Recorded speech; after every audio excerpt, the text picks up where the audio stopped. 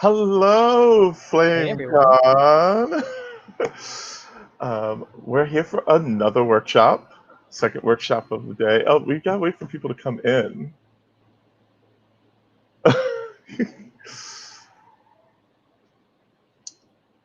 See, this is what happened at the earlier one. Well, I hope that everyone had a good time watching Rachel's workshop. Yes, So we have another great one coming up in just a minute with Tea-Berry Blue. where you're gonna learn a lot about using paper in your cosplay, Nice and easy. which is everywhere. Um, and there we go. How have you been liking today, Terry? I've been having a great time. It's been fun. FlameCon is usually so busy you don't have the opportunity to see panels, so now I'm actually getting the chance to see everything, which has been super fun. Yeah, that's the thing I've been loving about this, and the conversations have been so good and so real. And so I'm excited about this next workshop. Yeah. So, without further ado, I'm going to introduce Tea Berry Blue. Hi, everybody. Hey, and Hey. now we're going to head out. All right.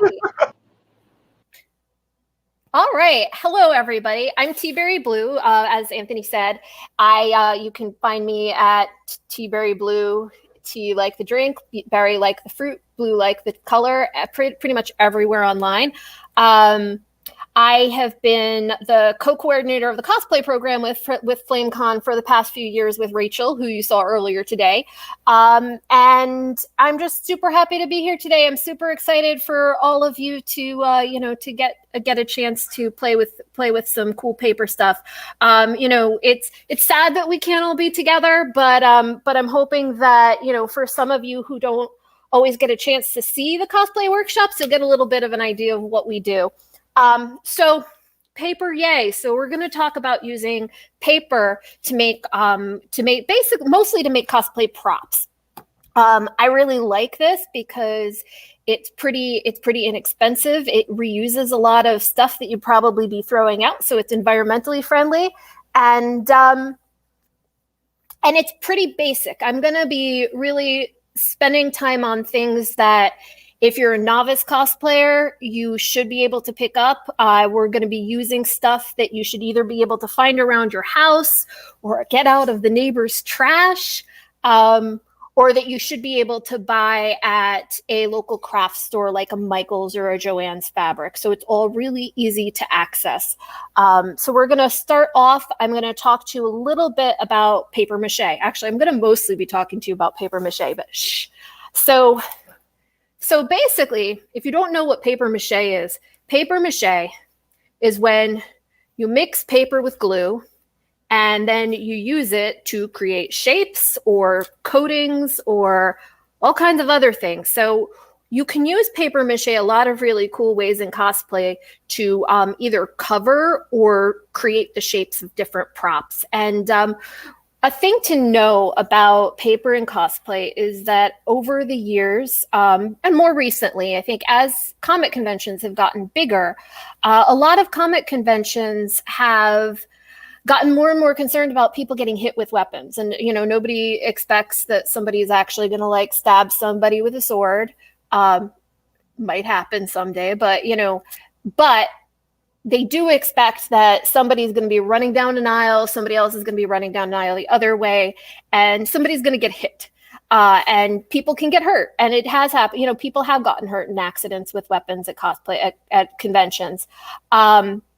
So a lot of conventions have started creating rules around what kinds of materials you can use in your cosplay props and weapons. I know New York Comic Con has had a couple years in particular where they were especially stringent about this, and people lost some really expensive weapons that they made themselves. And so this is a really good way that if you have a gorgeous sword or something, something that you bought for a lot of money, or something that you like worked your butt off on that's really expensive, and you don't want to bring it to a convention because you're worried that something like that might happen. Paper mache is like a really, really good alternative. So I'm going to show you, I pulled this up, but I'm going to show you a couple of different things that I've done with paper mache so you can kind of see. So this is just a little bow, and it's got some plywood in there, but then it's shaped around that so that it actually looks like a bow. It's from a Hawkeye costume. And then behind me, I've got a labrys, which is a double-edged axe. You may know it as the lesbian flag, the other one that's not the stripy one. This is from a Supergirl costume. And again, this is with the exception of this little bit in here, this weapon is entirely made out of paper. And then behind me, I've got, this one's falling apart. It's a little bit old at this point, and it's very big, so it's been through some trials here. But this is Namor's trident here, and this is also, other than the seashells right there that you can see, and the little decorative stones. And then this actually, this is all paper. This is paper too. So this is entirely made out of paper. And that means that if you got into a really, really, if you got into a really bad collision with somebody who's like coming the other way, it would be sad, your weapon would break, but your weapon would break before you hurt anybody. And that's what we're looking for here. So you can do, like you can see from this, you can do a ton of different stuff with paper. I'm going to be showing you some of these techniques today. A couple of them I can't because I didn't get the stuff didn't come in the mail on time. Let's support the USPS. And, but I can show you a couple of those things here. So this part here on this trident, that's actually made out of ground paper pulp. So that's newspaper pulp. So little teeny tiny bits of newspaper that were then mixed with glue and water. And then they basically turn into like sculpting material, and you can kind of make whatever you want out of them. So that's one of the things that I can't show you how to do today, but you can actually buy, in craft stores, you can actually buy like these big bags of this cool, like, newspaper. It's actually kind of gross to touch, but this cool newspaper stuff that you can kind of like use as like a sculpting material. So one thing I'm just going to mention before I start showing you things is that this is something that if you've got sensitive hands, like if you either have allergies or eczema, or if you have any kind of sensory issues, you're autistic or something, and you get, you get really sensitive about weird textures touching your hands, you might want to wear gloves for this. So that's just something to keep in mind if you're watching at home and haven't tried this before, because some of these textures can be a little weird. I don't wear gloves because I like playing with gross stuff, but I definitely know people who are more comfortable wearing gloves to do this.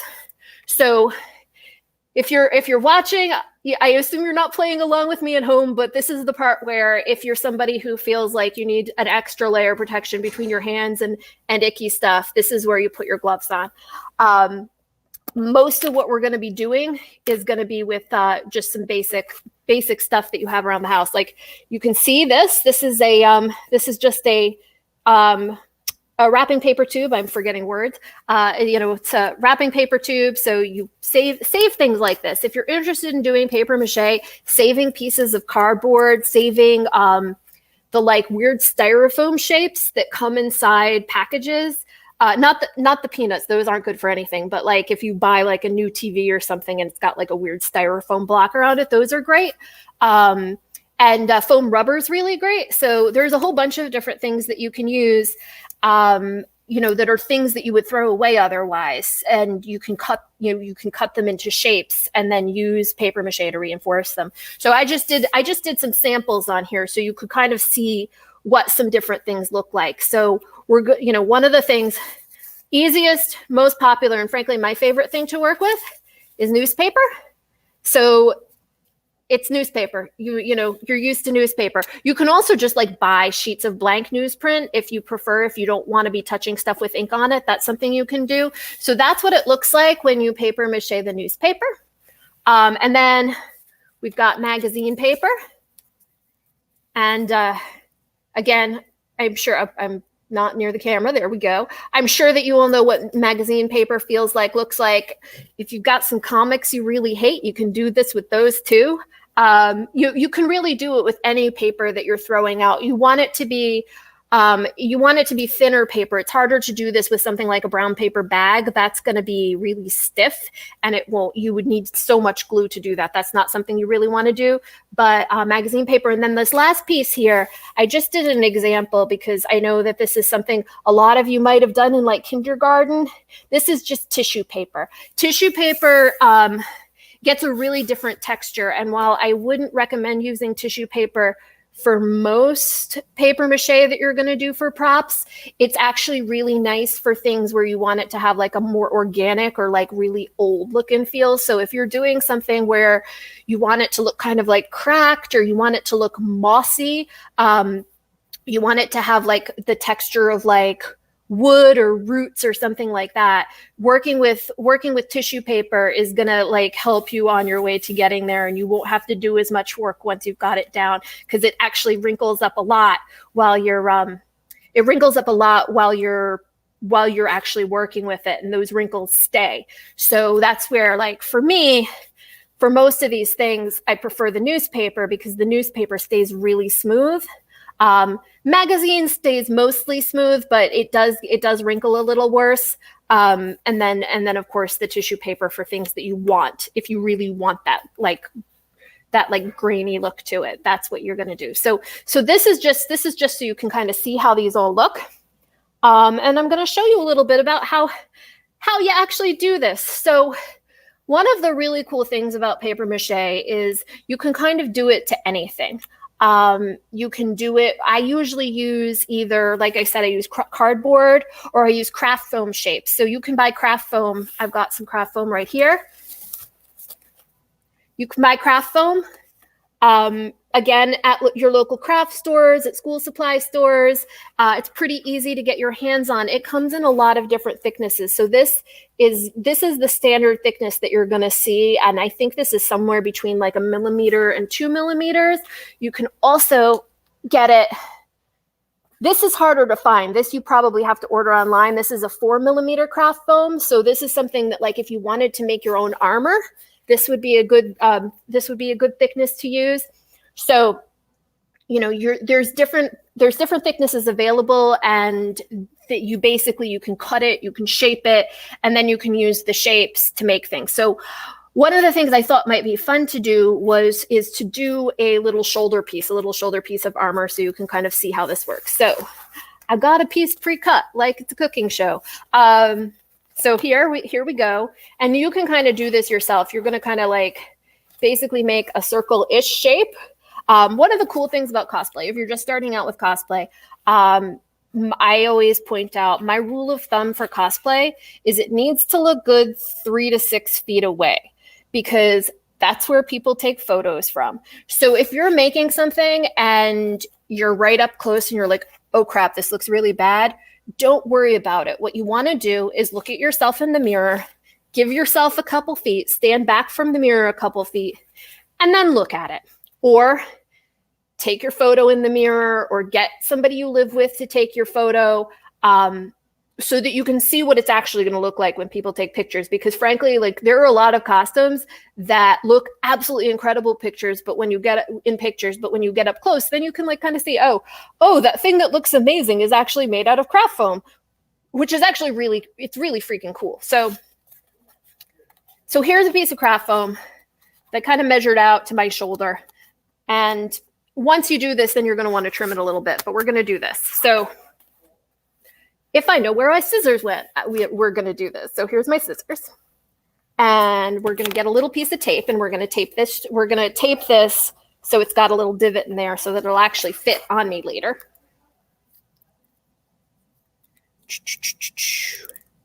So I hope everybody is having a super fun time at Open Flame. This has been a really fun day. So any tape will do. You can literally use like any kind of tape you have. I don't recommend Scotch because you end up needing like a bunch of pieces, but pretty much anything else will work. And I'm literally just taking this piece of tape and putting it down the middle of that seam that I made. So here. So you can see there it is. I'm going to take another one and do that on the outside. The cool thing about paper mache is that when you do this kind of stuff with paper mache, you're going to paper over this. So you don't have to worry about how stupid it looks on the inside. It's like the opposite of what they tell you, you know, like it's what's on the inside that counts. No, it's definitely what's on the outside that counts. So we're going to tape it up on the outside. And then I'm going to trim it a little bit more so that we actually get a good shape and not just kind of this slapdash shape that I just made. So we got, and again, the tape's got some creases in it. That's okay. It's all gonna come out. We're gonna just kind of cut this so that it's got a more even shape.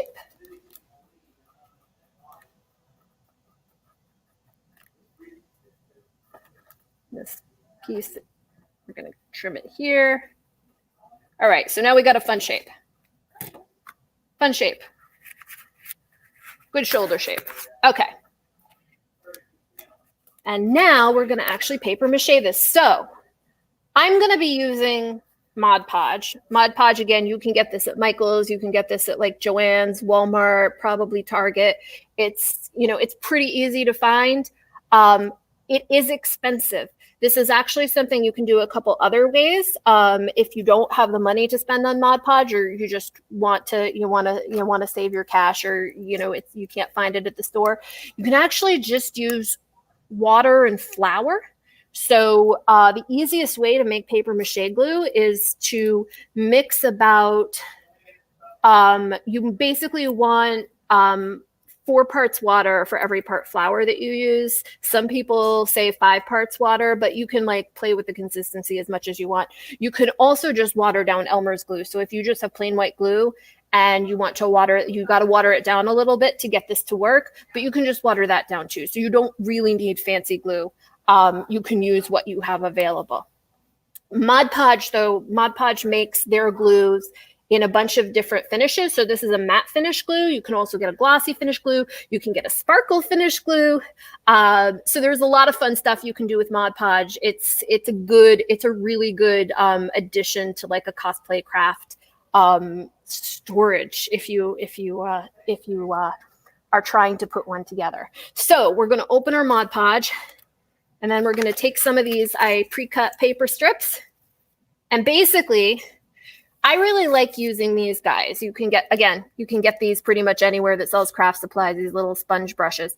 The reason that I like using these little craft sponge brushes is because if you use a regular paintbrush doing anything with glue, the bristles are going to stick to the glue, and some of them are going to come out, and you're going to have like weird bristles that might get stuck in your paper.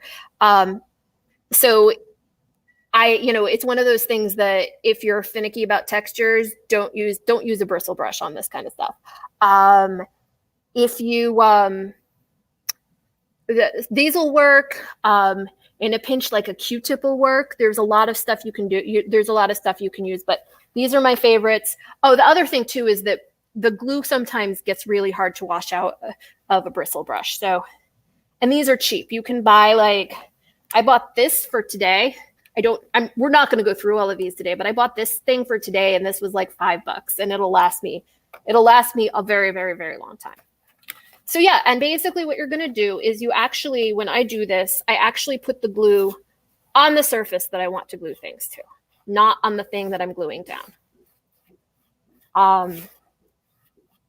And you're just going to paint it on, and you just kind of want to layer it on until it's not very thick. So until it's not very liquid.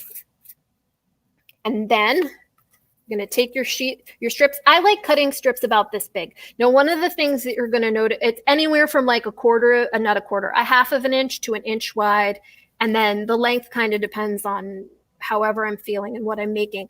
The smaller and more intricate the thing you're making, the smaller the strips you want, because then you can get them into the little like niches and whatever you're working on. So you're going to use smaller strips for more detailed work. Again, that's one of those things where if you're making something big and there's like one part where you need like a really neat like pin turn in it, then you can add that to it. So with smaller strips, but the rest of it, like if you're doing a big wide surface, you want to keep your strips big, because then you'll have fewer places where the texture shows through later. So yeah, so we're just going to glue this down, and I'm going to glue some more down. Yeah, so I'm just going to do this for a while and chat with y'all. So you can really kind of have fun with this. You can do a lot of things. I like working on bases. You don't actually have to work on something that's a base to do this. I think it's messier when you don't have a base. You can actually just start working on paper. If you have your paper cut to the shape, paper sculpted to the shape you want, you can just start and like build paper up on itself. But I like having something underneath. You probably, I don't even know, like, I at this point, I'm old enough that they may not do this kind of stuff anymore. There might be some like angry parent issue with it. But if you've ever done paper mache in your school, like you probably did like the kind where you blow up a balloon and then you put the paper mache on the balloon and then you pop it and you've got like a hollow thing. So you can do things like that too. You can definitely like use balloons. You can also, one of the things Rachel mentioned in her workshop is that you can make yourself like a dress form out of basically a t-shirt, and you can put it like a t-shirt on yourself and then put duct tape around it and then cut it off yourself. You can do that to any part of your body. So it doesn't just have to be a dress form. You could do that. You could do that with your arms. You can do that with your legs. So like if you wanted to make like cool shin guards for something, you can actually do that where you, I do it either with saran wrap or like with a piece of an old t-shirt for a body part, where you just like, you're going to take it, you're going to put something between yourself and the tape. You're going to put a lot of tape on your body. And then you can cut it off and you can actually use that as the base to make paper mache armor. So that's a cool thing you can do. And I'm just gluing stuff down here. Now I'm just going to do part of this because obviously we're not going to finish an entire shoulder guard in an hour. They don't take that long. This is actually something that I could finish in a day, but like in a couple hours. But just so we can keep talking about other stuff. But now that we've got more or less one layer down, now we're going to start putting more on top. So I've got some down there already, and I'm going to put a piece on. And so I put more glue. I put another layer of glue on top of the paper that I already put down. And now I'm going to stick paper over that.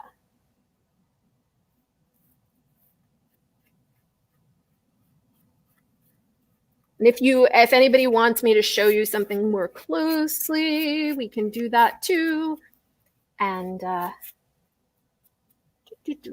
okay. And we're going to just stick some paper on. There's this weird guy on this paper. It's a local paper, and he kind of looks like Mike Pence, and I keep getting really angry, but he's not Mike Pence. He's just some guy. So I'm sorry to whatever guy I keep looking at and being like, every time I look at the paper. But he's going to be memorialized forever in our beautiful paper mache project.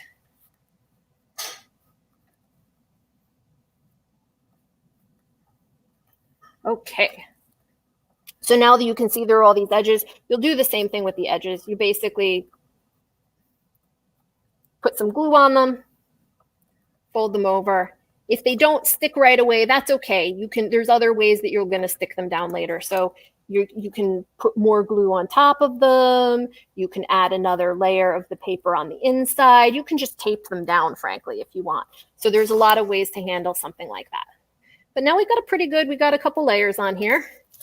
And then we can let it dry. This stuff dries really fast. So one of the nice things is that when you're working on it, you're not going to be in a situation where you have to like put it on and then wait 3 days and then go back and do another layer. Now, I know people who recommend like waiting a full 24 hours before putting another layer on it. And I don't know how they do that. That's, that's like, I don't know. That's like some other level of paper mache quality at that point. But it does, the drier it gets, actually, the one thing that it does help with is if you ever decide that you want to sand something smooth. So paper mache does have a little bit of you get ridges where the paper lays over itself. And some people like to sand that. Now, if you want to sand that, you are going to have to wait until it's really dry, or the sandpaper is just going to take all of that back off. So that's what we're doing. So that's how you can paper mache a thing. Again, you can do it with literally any paper you have. There are some other things that I wanted to show you just in terms of cool stuff that you can use with paper mache. So this right here, I don't know if you've ever played with this stuff. It's Crayola Model Magic. So this is like the clay for very small children who can't be trusted to stay clean. And it comes in a lot of colors, and it has very little, it leaves very little residue. It doesn't crumble, and it air dries really fast. So it's something that I like using. As a base for stuff too, because it's got this kind of wonderful kind of springy quality to it. And it it's a good base for something where you want it to stay a little bit flexible. The craft foam is good for that too. But like if you want something that's going to be that's going to be not completely like solid and rigid, this is a good thing to try to play with, because the one issue is you can't get a ton of detail on it. You can't you're not gonna like sculpt like a Rodin with this stuff. It's just not gonna happen. But it does have a nice springy quality, and it is good for anything that you kind of want to have. Like you just need like a base for what you're doing with your paper. So that's that. And then the other thing that I wanted to show everybody is paper clay. So paper clay, if I can find my little bit that I made a little sample piece for you. Paper clay is literally what it sounds like. It is clay that is made out of paper. It's more lightweight than some other clays, and it is air dry, which is another thing where, you may have used Fimo or something like that, and that you put in the oven. Oh, we've got a question. We've got how many layers of paper is recommended? So that's a really good question. And I think it depends on what you're making and how long you want it to last, how good you want it to look. I usually, for this guy, for the big Namor trident, this probably has like 3 or 4 layers of paper on it, because I knew it was gonna have to stand up to some abuse. So that one's probably got like 3 or 4 layers of paper on it. Honestly, depending on what you're making, like if the paper is the structure of what you're making, you're gonna want to build up to like even like 10 layers. Like I made a pair of shoes out of paper mache once, and those were a lot of layers, because it was basically this stuff, the craft foam. I basically cut the uppers off an old pair of shoes, made new craft foam uppers, and then paper mache'd over those. And so those were probably like 10 layers of paper mache. And frankly, they didn't stick around for more than a day. They fell apart. So I did hear I've heard since then that the trick to making those work is to not use craft foam. It's actually to use cut up aluminum foil pans and use those as the basis. So you will not make the same mistake I do if you try something like that. But if you're just doing it because you already have a shape and you just want the texture of paper mache, if you're doing it over, you can do a lot of stuff with foam core board, like the stuff that you made your science fair project on as a child.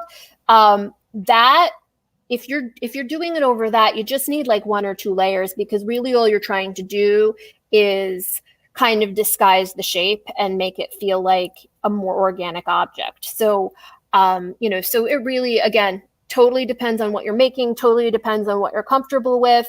And again, like if you're, where you're starting from, and what your goal is, whether you really want to create something that's going to be a semi-permanent object that you can keep, or something that you're going to like take to FlameCon once and win the cosplay contest and go home and throw it out. So you kind of run the gamut. Some people might have more specific suggestions on this, but I tend to be very kind of like, do what you want, do as much as you're comfortable with, have fun. And when it stops being fun, then you stop doing the thing.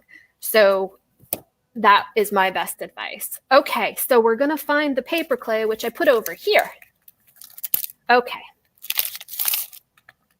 so this is paper clay. Again, you can get this at Michael's, probably at other craft stores. Might not be this brand. Now, this is like the Crayola Model Magic. It's air dry. So if you use part of it and you still have a package left, which you probably will because you're not going to use a lot of this. What I recommend doing, they recommend putting it in a Ziploc bag. I recommend putting it in a Ziploc bag and freezing it, because putting it in a Ziploc bag keeps the air out. But if you freeze it, then no air will get into it ever, until the next time you're using it. And then you just need to like take it and thaw it out for a couple hours, and you'll be able to use it just fine. So that's the paper clay. Now, paper clay is, and I've got some here. One of the cool things you can do with paper clay is, if you've got to have some out because you're working with it, you just stick it in some water. This part you definitely want to wear gloves for if you have like issues with icky fingers.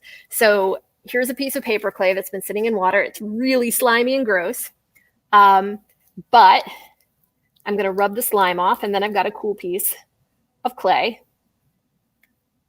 And it works just like any other clay. You can do the same stuff that you do with clay. You can use cookie cutters on it. You can use, you can use like a garlic press or like the Play-Doh Fun Factory to make shapes if you want to. And this is something where you can get a lot more detail. So one of the things I really like to do is I like to mix paper clay and paper mache together. So I'll put a layer of paper mache down on something, and then I'll add detail by using paper clay. A good example, now that my hands are all messy, a good example of that is on this Labras, where if you look up there, we've got a superhero. It's not the best. This is definitely one that I was like, it's going to look good for 3 feet away. But if you look at that, this circular part in here, that's paper clay, because I wanted it to be smooth and round, and I wanted to be able to draw the Superman symbol in there, the Supergirl symbol in this case in there. And so I used the paper clay to do that. This is not a whole ball of paper clay. That would be too heavy. This is just a real thin layer of paper clay over a styrofoam ball. So most of the time what I try to do is build something really lightweight and then use the paper clay to add texture, or to add detail. So paper clay here's what that looks like now that I've got it all. I've got the slime off it. So it's still slimy. But, so you can like roll a ball with it. You can mash it up. You can do lots of stuff with it. I might have to leave you guys for like 10 seconds to wash my hands. But I did do a piece of dry paper clay, so you can kind of see what that looks like unfinished here. And this is on craft foam back. So this is a cool way, like if you want to make, and you can put the paper clay on the back too. This is a cool way to do things like if you want to make like a medallion or belt buckle, you can really make a shape that is lightweight. It doesn't have to be like perfectly symmetrical. This is not what I'd use if you're trying to make something that like looks perfectly symmetrical, but if you're trying to make something that looks nice and has a kind of more organic texture to it, so it's going to look like beaten metal or it's going to look like wood or something like that, paper clay is a really, really good choice for that. And then once you've got it like this, you can score it with sculpting tools and things like that. You can make some really fun stuff with it. And then, like I said, you can actually use both of these techniques together. So that's one of the things that I did to get set up for this is on this little sample, on my sample rod that I made for you all, is I have a couple samples of ways that you can add texture to paper mache once you've got the paper mache down. So here we've got two different ways. I think one of them is hard to see.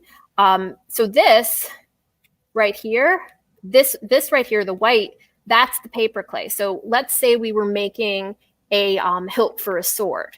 You could make like little details out of paper clay, and literally all you have to do is just like, while it's still damp, is just like kind of tap it to your paper mache and it'll stick and it'll stay forever.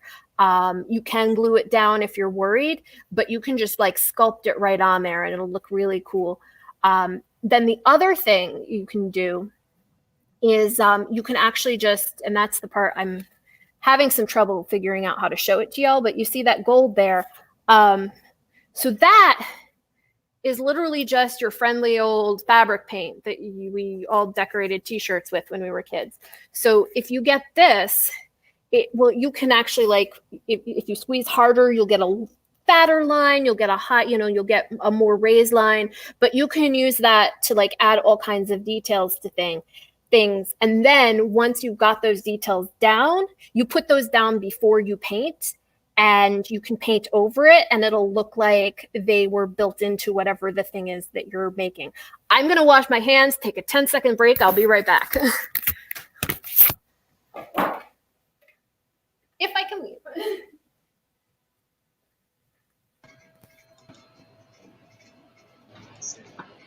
We're still here. Oh, yes, we're here. We're gonna vamp for tea while they wash those hands. Cosplay is some dirty work. Yeah, but super cool. I want to try this. Yeah. That was quick. All right, sweet. So, yeah.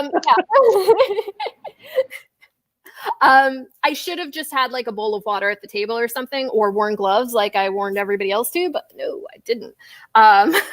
It was nice to see all you guys' faces though.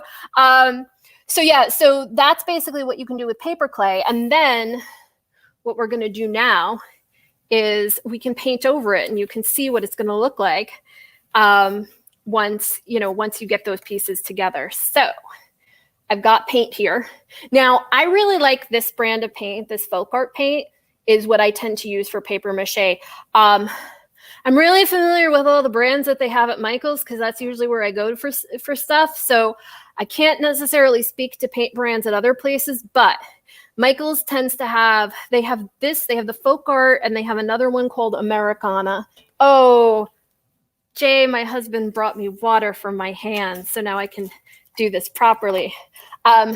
So they have folk art and another one called Americana, which are kind of, they're like mid-range brands. They're not expensive, but they're sort of the mid-range. They have their cheapest brand, which is called Craft Smart.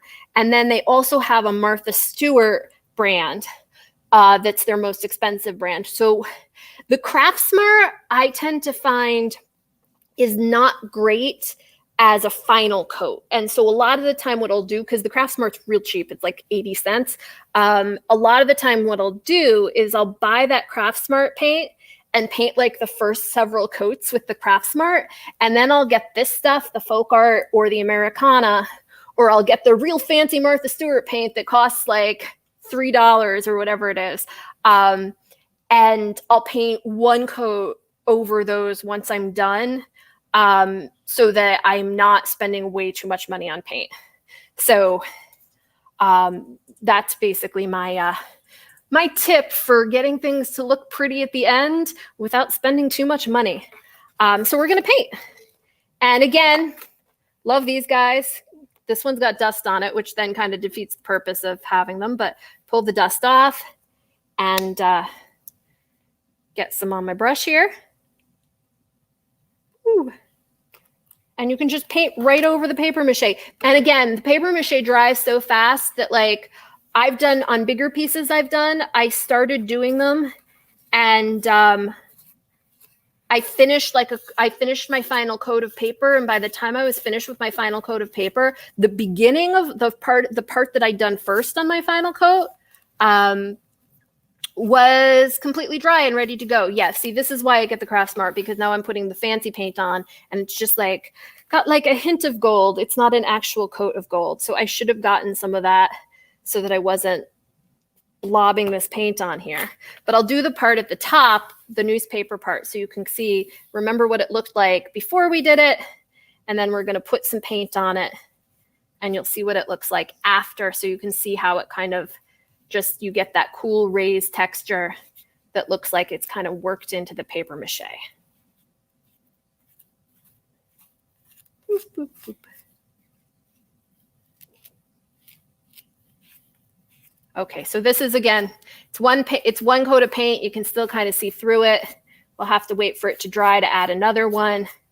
But this is what it looks like now that it has that second coat on it. So you can kind of see you can see how it's going to like build it into the texture. And I'll show you, what I can show you is I can show you how that looks on my Namor trident, because I did some of that specific technique on there, and trying to figure out a place I can put this where it won't get paint on anything. There we go.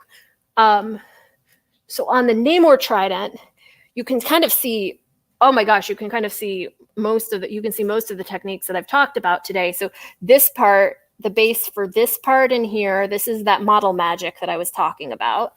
And then this is a piece of foam core that from your 8th grade science project. And then all of the ridges on here, those are actually 3-dimensional ridges.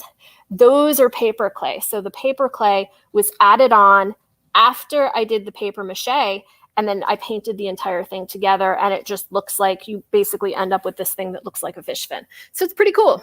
So that's what you can do if you add all of those things to each other. And then we're going to put this back here. So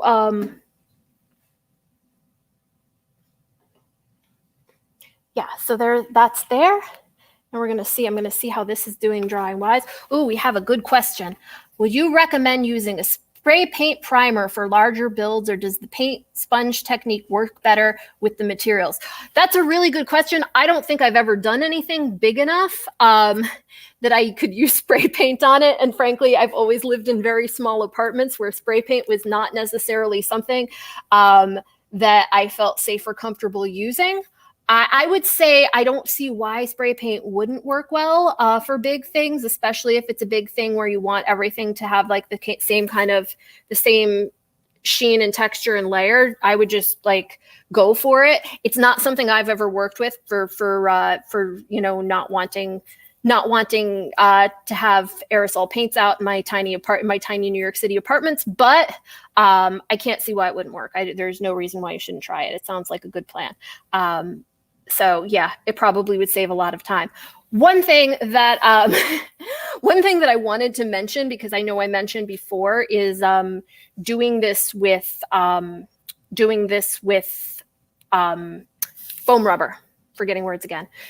So when you do this with foam rubber, one of the really cool things you can do with foam rubber is you can actually create objects that I like to call them boppable weapons. So like if you have a pool noodle and you like little kids smack each other with pool noodles and stuff like that, or sometimes not so little kids smack each other with pool noodles.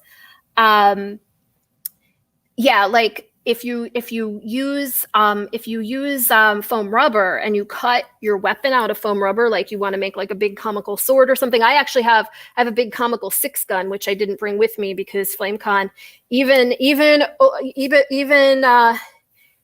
our remote version here, we have a no weapons policy. So we're not no weapons, no guns policy. So we're not bringing the gun on here, but it's a big squishy one, and you can bop people with it, and it's actually quite fun. So that's something, obviously only with consent, but it's a really fun combination of materials to use, because you have this thing that doesn't look like it's going to be soft and squishy, and then it is. I have another question. Can you sand paper mache for a smoother finish if it's layered thick enough? Yes, you can. So I think I mentioned that a little bit before, but if I didn't already, yeah, you can. I actually brought some sandpaper with me, but I don't think I'm going to get to the point where I've got it thick enough. Yeah, I wouldn't recommend. I know some people who do it, who actually sand every single layer they lay down. I would not recommend sanding every layer you lay down. I think you end up you lose so much of your work that way. But yeah, but if you sand it, you can get it down to a really smooth texture. That's though, you want to wait. And you want to wait like a good few days after you finish putting on whichever layer you want to sand on. Now, sometimes you will want to sand multiple times as you add the paper mache, because like if you sand it, if you only sand it at the end, you might have like lumps on previous layers that will be messing it up the texture. But basically anytime you look at it and you're like, okay, it's lumpy, I'm ready to sand it, you want to wait like a good 48 hours and make sure that the glue is really, really dry first. Once the glue is really, really dry, then you can sand it, wipe it off, make sure there's no dust, and then you can get back to paper macheing. Or if you're finished, then you just sand it once. Like a lot of people like to sand paper mache because, and actually here's one where you can kind of see the difference. So this entire thing is paper mache, but if you look here, this part is not sanded. So you can see all the ridges where the paper was, where the paper is, like the little pieces of paper built up. And then the handle, on the other hand, is sanded. So I can get in really close and you only see a few ridges there because I wanted the handle to feel like a nice smooth piece of wood. And I wanted the blade to look like a beaten piece of metal. So it was okay for that to have kind of more of that texture in it. So yes, you can sand it. It comes out very nicely and you can get it pretty smooth. I know some people who do like amazing sanding work on paper mache. Like there's just to the point where you can actually, and this is like beyond my skill level, but you can actually get it to the point where it's just like, you can get like great detail and it looks really beautiful, and you can make it look like all kinds of things if you know what you're doing. So, you know, it's just a really fun thing to do, and you can get some really amazing detail out of it. But again, I'm not quite there yet. I don't know if I'll ever be, because I'm a little too improv oriented on this stuff. So, yeah, short answer, yes. So let me see, I'm going to see if this is getting dry. So yeah, so this is, you can see now, this is the part that I was doing before when we first came on here. Now this is one that we would want to sand because I've got some, I was being fast and loose with it. So it's got some bubbles in there. So there's two things we could do. We could be like, it's got bubbles, and we could sand it. Or we could be like, okay, it's going to be like the super beaten Viking armor, and then it's okay for it to have bubbles because once we paint it, it's going to have like this weird weathered texture. So that's always a really good way to deal with this kind of stuff, is that like, unless you're trying to get like a really, really specific look for whatever you're doing, is to be like, that's too much work. I'm going to take my costume in a different direction. And that's okay. It's definitely something that I do sometimes. So yeah, so I think, let's see, we've still got about 10 minutes. I think I finished up the stuff. Oh, I have one more thing I can show you. And that is the last step. So basically, let's pretend that we did our paper mache. We painted our paper mache. We sanded our paper mache super smooth. It doesn't have to be super smooth to do this, but let's pretend that we did all of the steps that we wanted to do. We're back here with our very slightly painted thing. Now, the other thing that you always want to do with paper mache is you always want to add a varnish. You want to do this with all paper stuff. Always add a varnish. So, so here, this is the kind that you can get at Michael's. You basically just want whatever polyurethane you can find. They make this in a lot of different kinds of finishes. So you can get matte, you can get satin, you can get gloss, and I think you can get like extra gloss. And basically what you're going to do with this is you're going to open it, which I forgot to open it before the thing, which I had done with the paint, but forgot to do the varnish. And